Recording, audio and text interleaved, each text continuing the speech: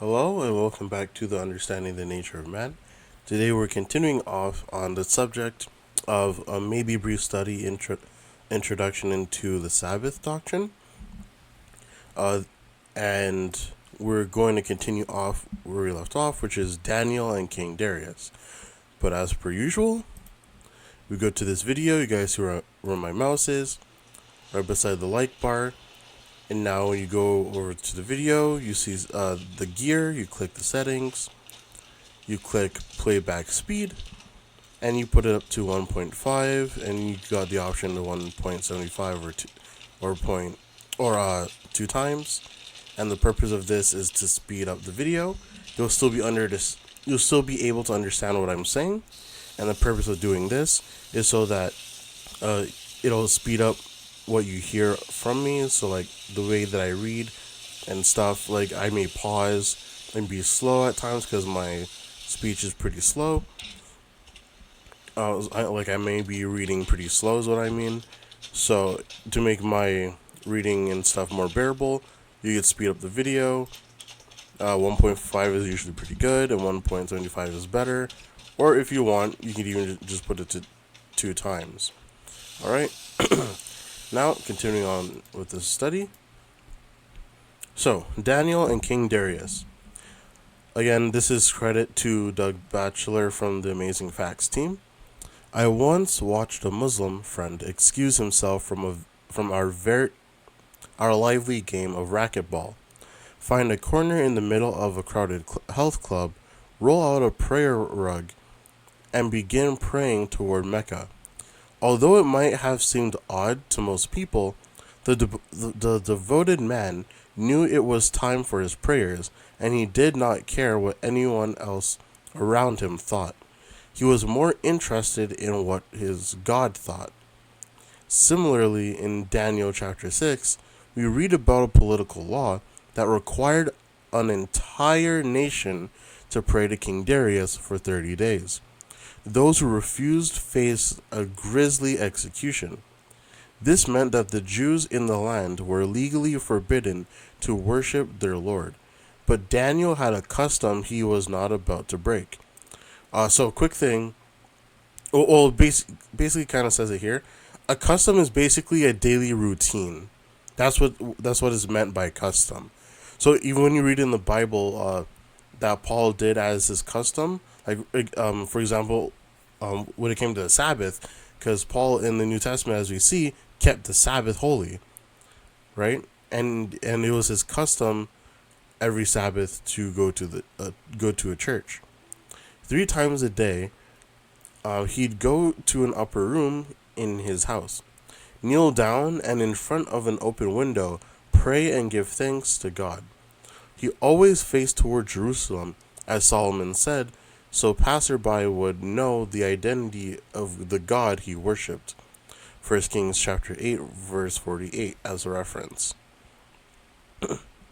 When the law was enacted, Daniel had to make a choice to obey an earthly king or to obey God.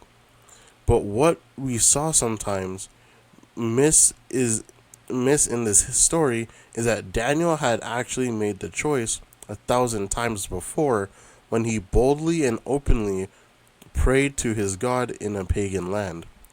It was his custom. So even though he risked getting torn limb from limb by ravenous lions, it was his custom to honor God with his regular devotions. He could have compromised, perhaps even just a little bit. How easily he could have said to himself, well, look, I don't want to offend the king. It might be a bad witness.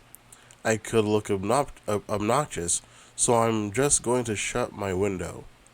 It would have been easy for him to argue within himself, I'm going to kneel and pray quietly, but I'll face the royal palace so people don't know that I'm really praying to Jehovah. He had so many rationalizations at his fingertips, but he refused to grasp onto them for selfish reasons. Did God honor Daniel because Daniel honored him? Yes. The Lord delivered his faithful prophet and destroyed his enemies, Shadrach, Meshach, and Abednego. Then, of course, you have the example of Shadrach, Meshach, and Abednego in Daniel chapter 3. The three Jews faced other government law requiring false worship. The Bible records the decree as saying that if anyone failed to bow and pray to the golden image that the Babylonian king set up, they were going to die in the flaming furnace. The Jews could even see the colossal oven smoldering in the distance. How easy it would have been for the three Hebrew slaves to say, when the music plays and everyone else bows down to the idol, let's just all stoop down to adjust our sandals. I'm not actually going to pray to the image, but we don't want to make we don't want to be a spectacle and disrupt the king's party. They could have found any number of additional excuses to look innocent and not really worship the king. They'd totally pray to the Lord with all their hearts. After all, that's what really matters, right? How many realizations they could have found to just cut corners. But they said, no, we will not even appear like we're compromising our worship of God. They stood up for God, and God stood up for them. I can guarantee you, in the same way, the three young Hebrew men probably had some friends tugging on their trousers to bow down when the music played. You will be challenged and tested when you determine to keep God's Sabbath. And this again comes to, like, you see how it says their friends likely were trying to convince them to compromise their beliefs. Your spouse, your children, your mother, your fathers, they'll even likely do the same thing if they're not converted. Silken cords of affection needs to be cut if they're not doing the will of God. Because what does God say when they try to do the same thing to him? Remember, Jesus had some earthly brothers on the, when he was here, right? And one of them tried to use his mother, Mary, to get him to stop evangelizing. But what did Jesus respond to them and say? Those who do the will of my Father in heaven will I call my sister, my brother, my mother, etc. Right? He'd rather obey God than man. Okay, continuing on. And in this way, the Bible says he still honored his parents. So he still basically kept the fifth commandment. Anyway, continuing on. As everyone else bowed to the image in Babylon, Shadrach, Meshach, and Abednego probably heard, "Get down, are you crazy? Just this once. Don't be a fanatic." Remember that word, because that's what many people are going to call us, just like they did to Noah when he was building the ark. And they didn't listen. God made them go into the ark, and the people who mocked and called them a fanatic were destroyed and realized they themselves were the fanatics. Anyway, yes, the world, even some in the church, probably thought they were fanatics, but God honored them, because Jesus said, "He that is faithful in that in which is least is faithful also in much." Mordecai. In the book of Esther, we find a similar story regarding Haman the Agagite, one of God's enemies, who was descended from the Amalekites, the first nation to attack the children of Israel when they left Egypt.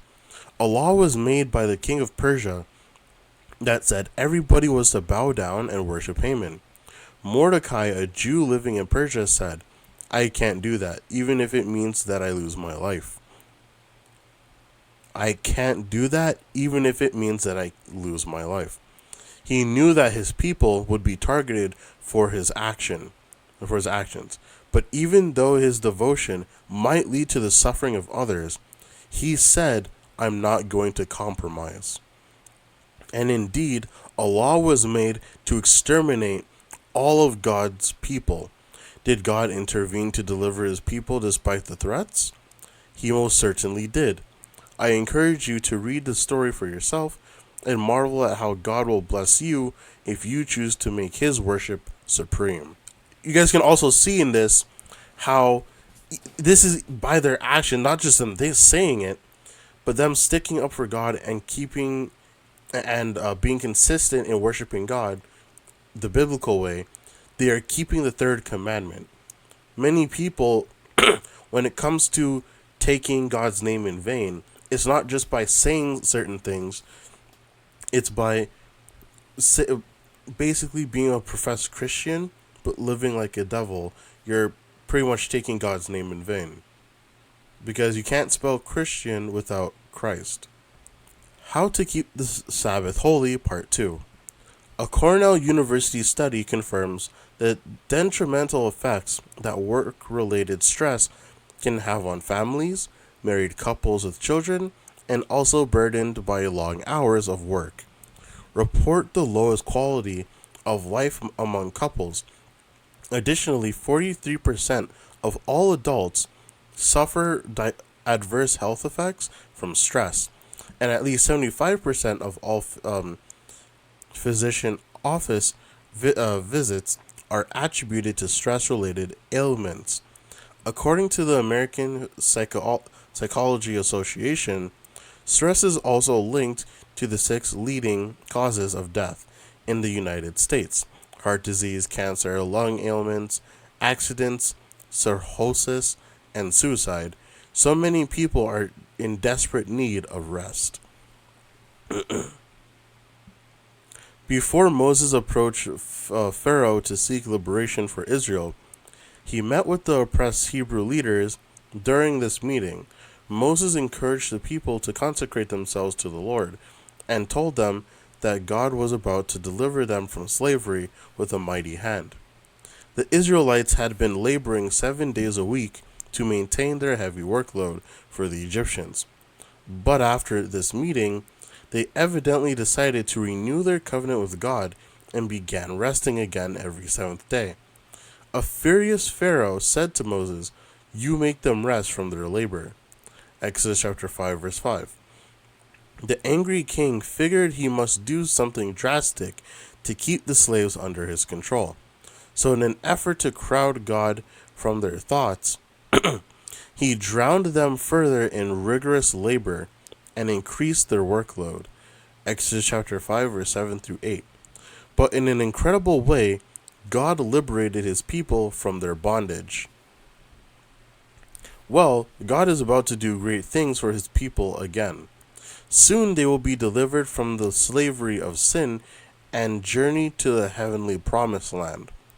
And once again, as God is now trying to turn the minds of his people toward the importance of the Sabbath rest, the devil is seeking to drown this generation in work and stress. Most people in the world don't understand the dire consequences of breaking the 4th commandment. Even many Christians believe the Sabbath is just a day where you put in your 2 hours at church and then go to a football game, visit the mall, or mow the lawn. But is this trend a biblical one? No. How is a Christian to keep God's Sabbath day holy? And again, before Christ comes, the Bible teaches that loyalty to God's Sabbath will be a dividing issue between God's people and the rest of the world. Because remember what God says about the Sabbath: it is a sign between me and you. If someday keeping the Sabbath will potentially cost us our lives, should we take a soft approach to the sacred day right now? It's like taking a pop quiz in school, with questions that will appear on the final. We've been warned that these quizzes will happen, so we make choices to prepare ourselves for the final test by being ready for the pop quizzes. Passing a weekly quiz now helps us to be ready for the final test. And in the case of the Sabbath, that means determining our commitment to God. Reminder, the 4th commandment begins with the word remember. Why does God begin the Sabbath law with this word? Perhaps because the Lord knew how inclined we would be to forget. To forget. In fact, notice how within this one command you will find the what, the where, the who, the how, the when, and the why for keeping the Sabbath. God must have known we would have a lot of questions about the Sabbath. So this commandment has more specifics than any other. Let's look at the different parts. Remember the Sabbath day to keep it holy. That's the what. 6 days you shall labor and do all your work. That's the how. But the seventh day, when, is the Sabbath of the Lord your God, who, in it you shall do no work. How again? You nor your son, nor your daughter, nor your male servant, nor your female servant, nor your cattle, nor your stranger. Those are the who is within your gates, where? For in 6 days the Lord made the heavens and the earth, the sea, and all that is in them, and rested the seventh day. Therefore the Lord blessed the Sabbath day and hallowed it. The why. Again, I may have said this before, but I'll say it again. Remember how it says the Sabbath and not a Sabbath. The Sabbath is talking about a certain day, a particular day specifically. It's not just talking about any day, because God didn't just hallow and sanctify just any day. He sanctified and hallowed the day. And what day is that? The last day of the week. And again, I'm saying this in kind of shortly, but it's again being mentioned because many people want to make the excuse that the Sabbath can be any day. According to what we just read and according to the Bible, for consistency, that's not what the Bible teaches.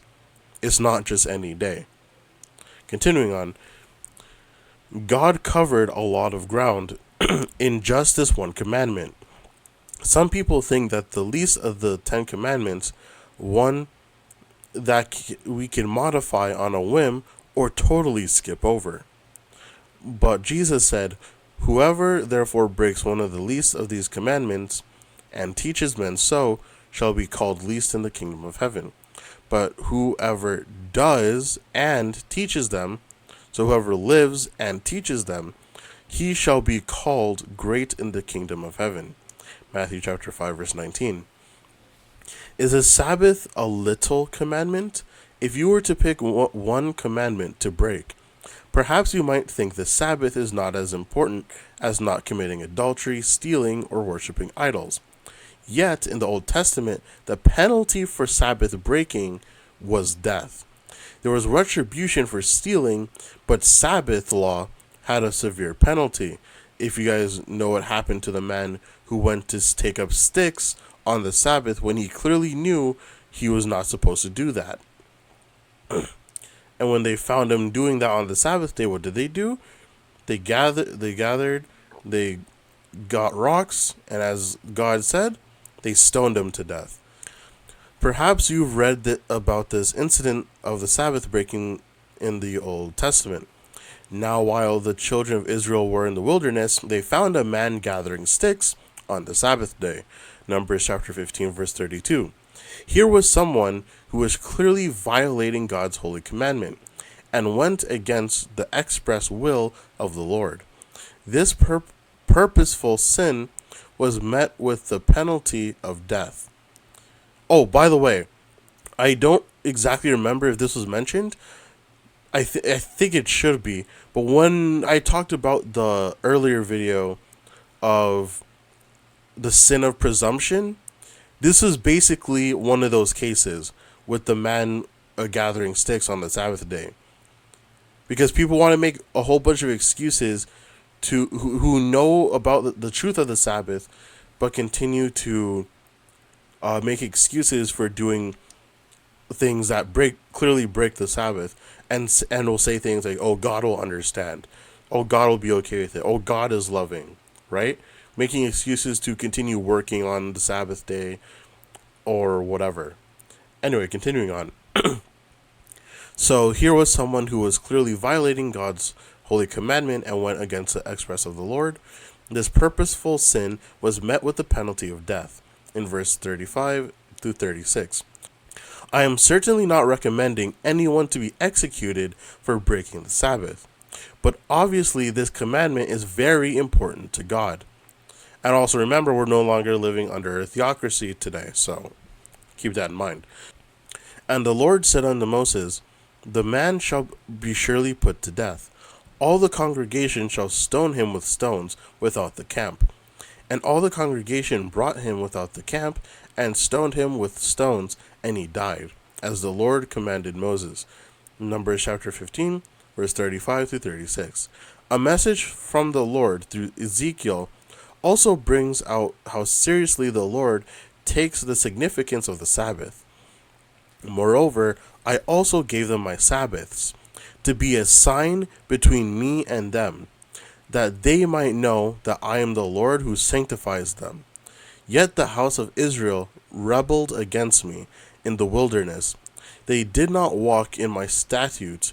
They despised my judgments, which if a man does, he shall live by them. And they greatly defiled my Sabbaths. Then I said I would pour out my fury on them in the wilderness to consume them. Ezekiel chapter 20, verse 12 through 13. Not only is the Sabbath a sign of our saving relationship with the Lord, breaking the Sabbath is not an issue God takes lightly. Verses 20 through 24. Also bring out how earnestly the Lord feels about profaning the Sabbath day. If we let our consciences be our guide and let our feelings determine how to keep the Sabbath, we will ignore the specific instructions given in the Bible for keeping God's day in a way that honors Him. And hallow my Sabbaths, and they shall be a sign between me and you, that ye may know that I am the Lord your God. Notwithstanding the children rebelled against me, they walked not in my statutes, neither kept my judgments to do them. Which if a man do, he shall even live in them. They polluted my Sabbaths, then said, I would pour out my fury upon them, to accomplish my anger against them in the wilderness. Nevertheless I withdrew mine hand, and wrath for my name's sake, that it should not be polluted in the sight of the heathen, in whose sight I brought them forth. I lifted up mine hand upon them, unto them, also in the wilderness, that I would scatter them among the heathen, and disperse them through the countries. Because they had not executed my judgments, but had despised my statutes, and had polluted my Sabbaths, and their eyes were after their fathers' idols. Ezekiel chapter 20, verse 22 through 24. Avoiding both extremes. Before sharing some specifics on how to keep the Sabbath, I want to highlight a couple extremes that can distort our thinking on how to honor this distinct day. When Jesus was on this earth, the Pharisees taught people to keep the Sabbath in an extremely legalistic way. They went so far as to accuse Jesus of breaking the Sabbath. Of course, Jesus never sinned or did anything that violated the Sabbath commandment, as outlined in Scripture. Jesus said, I have kept my Father's commandments and abide in His love. John chapter 15, verse 10. Christ did violate some of the Pharisees' man-made traditions regarding the Sabbath. He said, for laying aside the commandment of God, you hold the tradition of men. Mark chapter 7, verse 8. Just before this, Jesus explained, in vain they worship me, teaching as doctrines the commandments of men. Verse 7. Worship and the Sabbath are intimately connected. Worship and the Sabbath are intimately connected. Man's traditions should never set aside or eclipse God's requirements. Neither Jesus nor his disciples ever broke the Sabbath or taught others to turn away from observing God's holy day. In fact, the New Testament gives us plenty of examples of Christ and the apostles worshiping on the Sabbath. Luke writes how Jesus went into the synagogue on the Sabbath day and stood up to read. Luke chapter 4 verse 16. Christ not only worshipped on the Sabbath, he also worshipped on Sabbath, he also participated in the service. It was his custom, his routine. Most of his conflict over the Sabbath in the Gospels was Jesus working to clear up the Sabbath from man-made restrictions. Another example of distorting the Sabbath is found in how we might interpret the word quote-unquote pleasure, found in this Old Testament passage that speaks about how to keep the Sabbath. If you turn away your foot from the Sabbath, from doing your pleasure on my holy day, and call the Sabbath a delight, the holy day of the Lord honorable, and shall honor him, not doing your own ways, nor finding your own pleasure, nor seeking your own words, then you shall delight yourself in the Lord. Isaiah chapter 58, verse 13 through 14.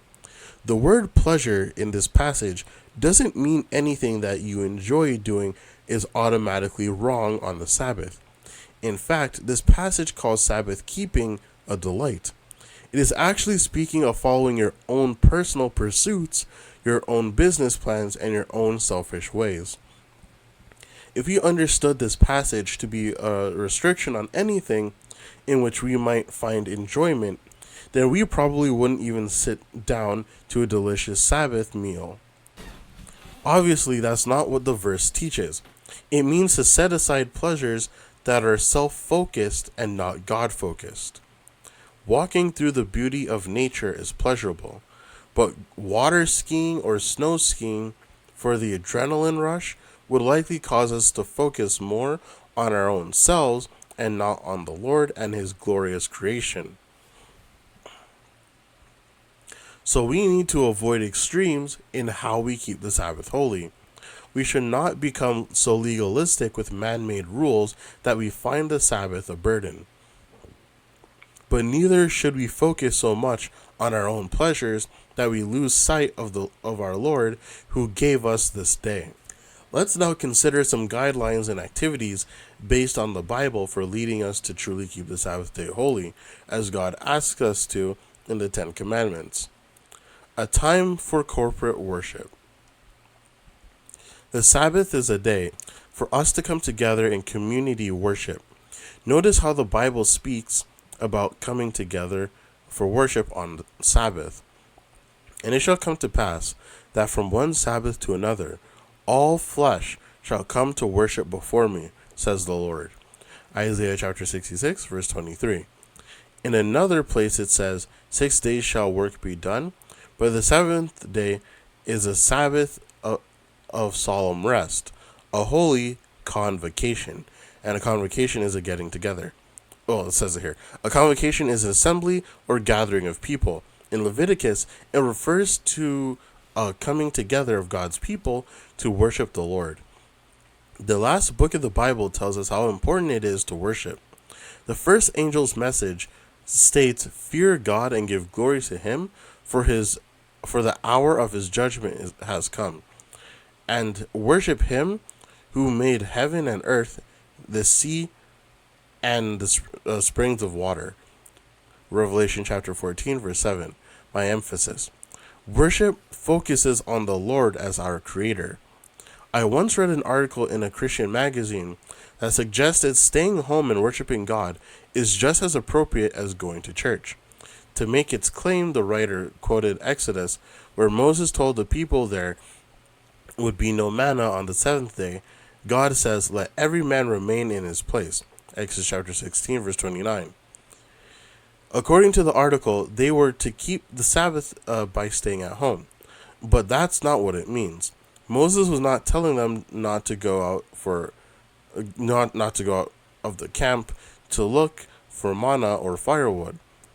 The sanctuary where they would gather together and worship the Lord was in the camp. The Sabbath is not a day to stay at home. Now I realize that some people, because of illness or injury, are homebound and cannot get out. This isn't about their situation. I don't know when Doug. I'm just coming in here. I don't know when Doug Basher wrote this, but clearly, as we see apostasies arise in many churches, that should also be included in this saying. If there's local churches that you know of that teaches apostasies and they don't want to change, pretty much at that point, where else can you go but home and doing church online, right? So just keep that part in mind. But going to continue reading on. This isn't about their situation, and God is understanding and merciful. Also remember, God is calling us out of Babylon, not to go back into Babylon. Just saying, again, if you're surrounded by churches that are in apostasy, and you can't find a church that is not in apostasy. Okay, continuing on. But the Bible doesn't support the idea that you can be blessed just as much by staying at home on the Sabbath as you can be in coming together with God's people. It's not a time to just hang out in your tent at home. It's an opportunity to corporately praise and worship the Lord as a church family. And this could be very beneficial because many people should be able to, socialize and stuff. Socialize with God's family and stuff. So, yeah. I once stumbled across this point while reading the story of the Shunammite woman's son who died. When she told her husband she was going to see the prophet Elisha, he answered, "Why are you going to him today? It is neither the new moon nor the Sabbath." 2 Kings chapter 4, verse 23. Did you catch the point? In other words, Sabbath was a day to come together with others, not sit at home alone. There are a lot of examples in the Bible that show Sabbath is a day for corporate worship. One of my favorites is, "And let us consider one another in order to stir up love and good works, not forsaking the assembling of ourselves together, as the manner of some, but exhorting one another, and so much that the more as you see the day approaching." Hebrews chapter 10, verse 24 through 25. Not only do we come together to worship the Lord, but also to encourage one another. That's difficult to do when you are cooped up by yourself. And note, so much the more as you see the day approaching. If there was ever a time we need to gather for worship, it is now. Alright, this is going to be the end of part 2. Next video will be part 3. And seeing the list here, we got a lot more to cover. So we might have a part 4.